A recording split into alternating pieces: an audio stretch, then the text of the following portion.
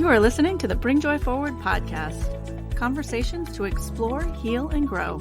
You can find us on bringjoyforward.com and join us in our community group on Facebook. We now take you to the episode. Thank you for joining us.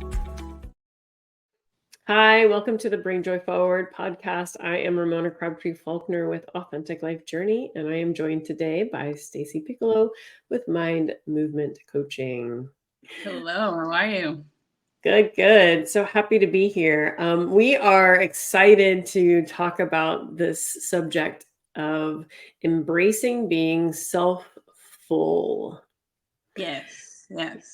This idea came into a conversation Stacy and I were having a few weeks back about the changing a word so that we could embrace what it actually is meaning. So the word selfish is a word that has been given, quite a lot of, bad attention, bad cred, man. And so I was sharing about how when I started going to CODA about 20 years ago, when I went through my CODA journey. What is CODA in case people don't know? It's Codependence Anonymous. Okay, cool. So that one of the meetings I went to, we talked about the necessity of being selfish. And that was like mind-blowing for me. Like I was like, oh my gosh, like what do you mean selfish is a good thing? Like how is that possible?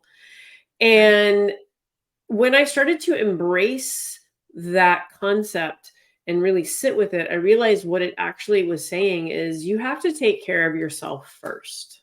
Absolutely. Yes. We can't pour from an empty cup. So we need to fill it up, take care of ourselves so that we can take care of the people around us. And you don't come off with the right energy if you're doing it from a drained, empty cup.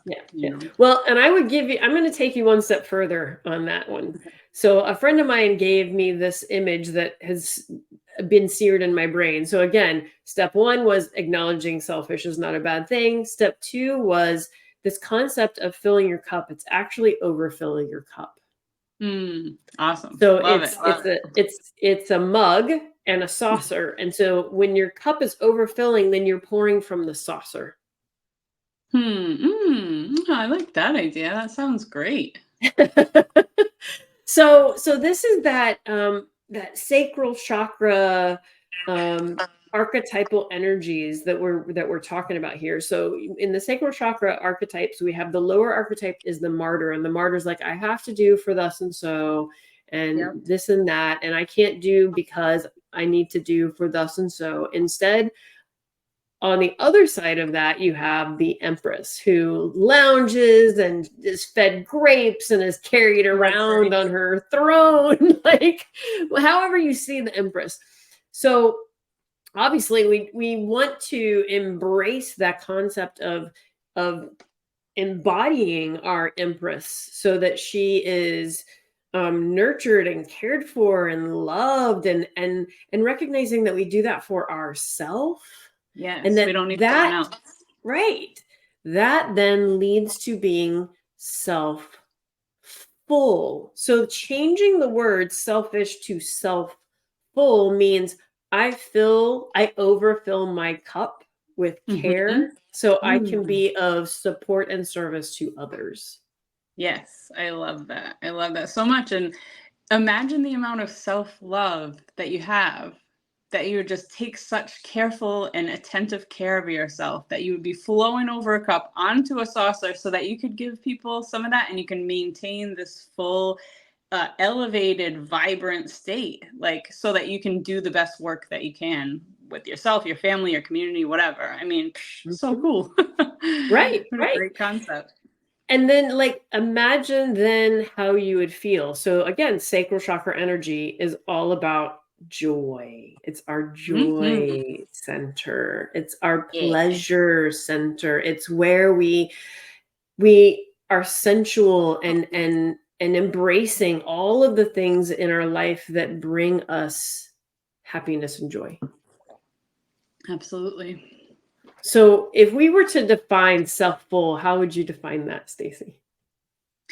I would define that as this growing, budding, blossoming feeling of all this energy that you've accepted into your field and that you're receptive to, and that you now have embodied and are going to deliver your gifts to the world. That's how I would. What do you think? I You like love it. I love it. Yeah. I mean, it is our birthing center, right? So it's about Yeah. taking ideas, inspirations, and creating. So we're creating here. So if we're not enjoying our life, if we're not caring for ourselves, if we're giving too much of ourselves, and then we're like, I feel blocked. I can't do anything creatively. Like Stagnant. this is a direct messenger that you're not self-full. Absolutely. Yes. Yeah. I just held a women's self-love retreat a couple weeks ago, and people who, signed up for this retreat kind of came with this sense of obligation to others around them. They needed like renewal. They needed to be re-energized and just take some time for their self and not be worrying about who they have to please and what they have to do. And when I told them, like, do you realize that you're actually not obligated to do anything?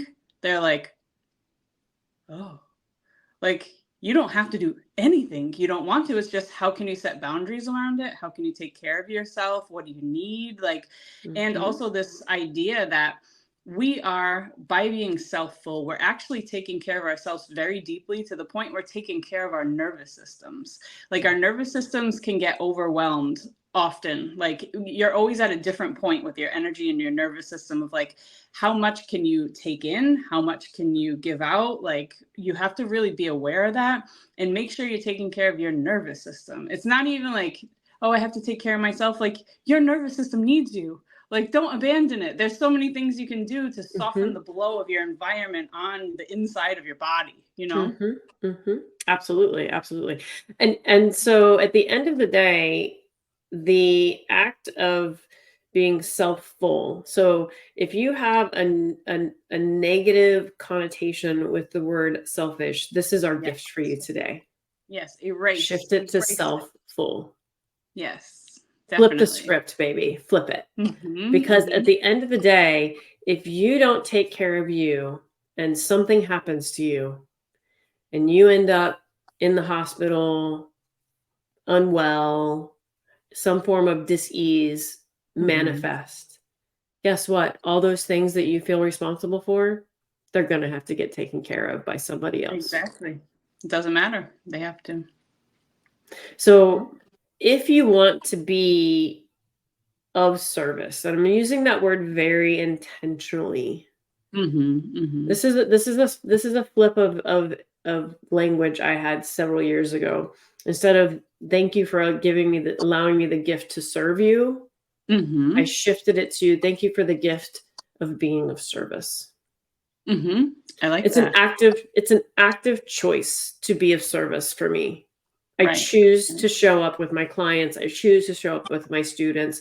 I choose to show up at the retreat and be in service to the community that is there. Absolutely. Yeah. And gift them the time to step away from responsibility, to pause, to create that self-full care that they need. Yeah. And when you think about it, like, so people in the outside world, if they're serving, right? Like, where are they serving from?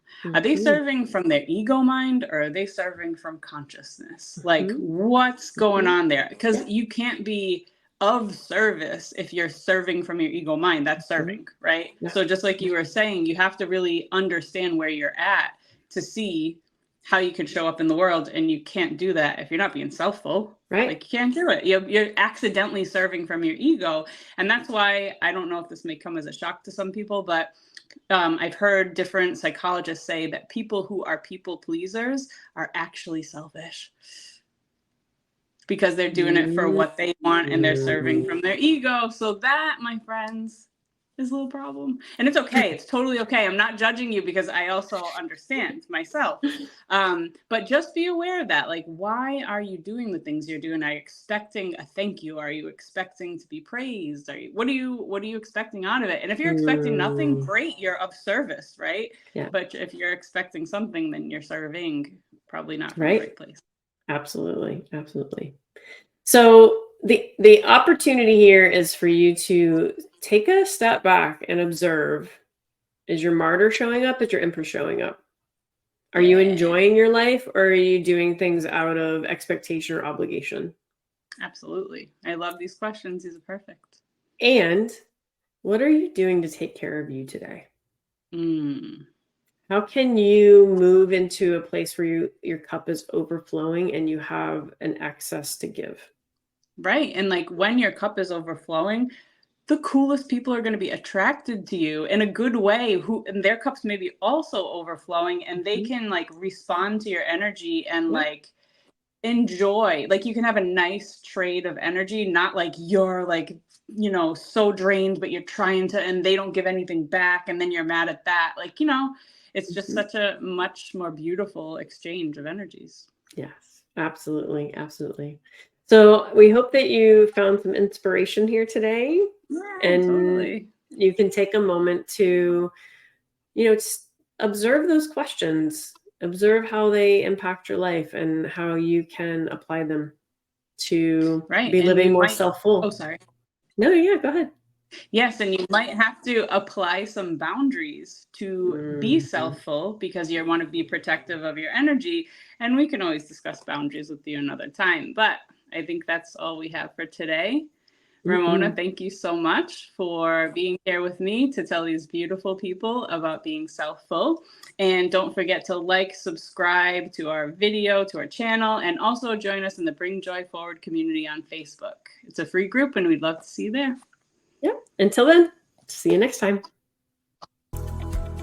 You have been listening to the Bring Joy Forward podcast.